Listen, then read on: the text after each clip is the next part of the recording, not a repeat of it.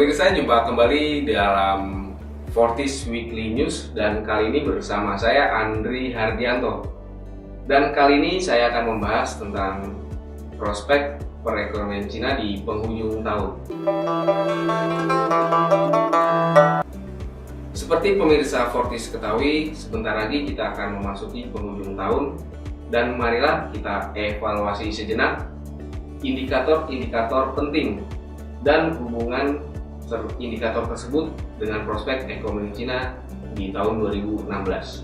Indikator pertama yang akan kita bahas adalah PMI atau Purchasing Manager Index. Indeks PMI adalah indeks pemilihan manajer yang dihitung berdasarkan survei terhadap aktivitas sekitar 3.000 manajer perusahaan pada 5 indeks individual dengan bobot sebagai berikut. Untuk new order atau pesanan baru diberikan bobot sekitar 30%. Lalu untuk output diberikan bobot 25%.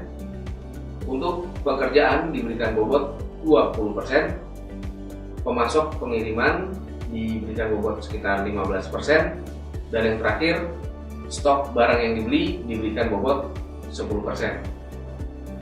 Dari 3 institusi di Cina yang mengeluarkan data PMI, semua hasilnya berada di bawah angka 50, yang artinya hal ini menunjukkan kondisi manufaktur Cina masih dalam tren yang negatif. Berikut hasil dari 3 institusi yang mengeluarkan data PMI di Cina. Minxin PMI menghasilkan data 42,4, lalu Caixin PMI datanya di angka 48,3. Dan untuk PMI CFLB angkanya berada di 49,9. Lalu untuk indeks yang kedua adalah indeks UKM Baidu.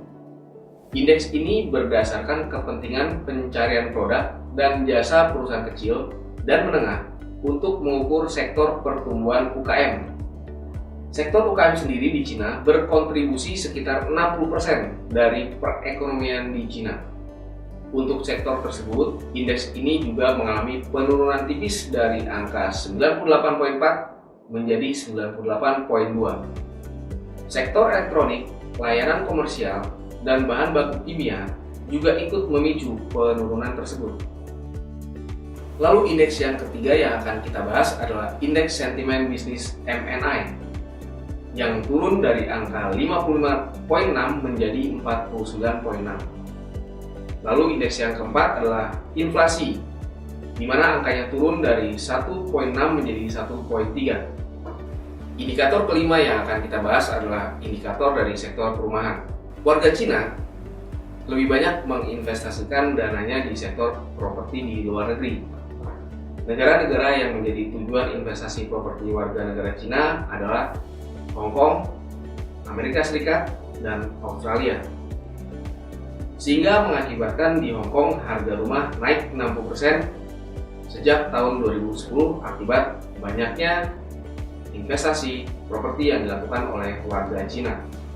Lalu di Amerika Serikat sendiri, warga Cina telah menghabiskan hampir 30 miliar dolar untuk berinvestasi di sektor perumahan di negeri Paman Sam tersebut. Dan untuk di Australia sendiri, rata-rata warga Cina telah melakukan investasi sebesar 832.000 US dollar. Yang terbesar terjadi di kota Sydney. Baik pemirsa Fortis, dari data-data indikator tersebut di atas menunjukkan bahwa sektor manufaktur, UKM, dan properti atau perumahan di Cina masih melemah dan menjadi penghambat dari laju pertumbuhan ekonomi di Cina. Diperkirakan untuk pertumbuhan PDB real akan melambat menjadi 6,4% year on year pada kuartal keempat dari 6,9% di kuartal ketiga kemarin, karena pertumbuhan sektor non-keuangan masih lemah dan kontribusi jasa keuangan tertekan oleh kebijakan moneter dari Bank Sentral Cina atau PBOC. Pemirsa Fortis, bagi Anda yang bertransaksi di indeks Hang Seng, diperkirakan harga sampai dengan akhir tahun akan terus menurun mengingat sebagian data-data indikator yang hasilnya masih buruk. Disarankan Anda untuk melakukan posisi sell untuk jangka panjang. Kami akan memberikan rekomendasi sell untuk pemirsa Fortis sekalian, di mana untuk sell targetnya adalah di level 22.095 dan di level 21.817. Lalu untuk buy targetnya adalah di 22.265 dan di 22.401. Demikian bahasan Fortis Weekly News kita kali ini. Mudah-mudahan dapat bermanfaat bagi pemirsa Fortis sekalian. Terima kasih atas perhatiannya dan sampai jumpa di Fortis Weekly News yang akan datang.